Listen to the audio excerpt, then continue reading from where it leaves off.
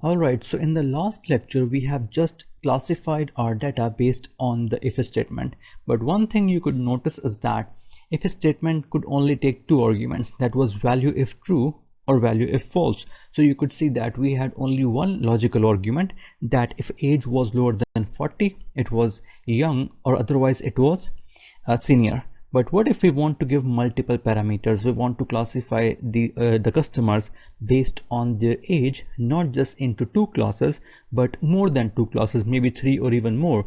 How we can do that? Well, the good news is we can do that using the same if statements. Let's try it now. So I want to say that my first logical test is if this value is less than or equal to 40, it should be classified as I would say it should be classified as young. But if this value is false, I mean if b2 is less than or equal to 40, if it is false, I don't want Excel to come up with any particular value. I want to continue with another if statement. So you are using if statement within an if statement. So I will write another if statement and I will press tab key, and now I'm giving another argument here. Now I'm going back to this cell here and I'm saying if it is less than or equal to 60, please come back with the value as, let us say, mid age, and close the inverted commas. And now we already have given two arguments. Now if you have more than two arguments, you can keep on writing that with another if statement, but I will stick with the two for now. So my argument is if b2 is less than or equal to 40, which is my age basically, come back with young. If it is less than or equal to 60, come back with middle age.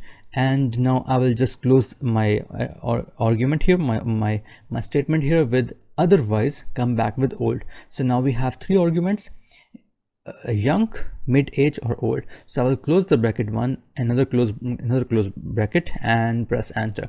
So you can see that Excel has returned me young here.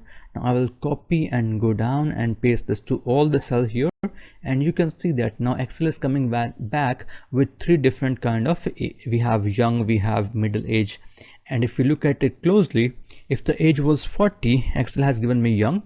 For 53 and 41, it has given me mid age. For 29, young, and for if I go down, for 63, it has given me old. So this way I have classified my data into three, and you can even go more than three statement by using nested if statement. So using if statement within an if statement is called nested if statement.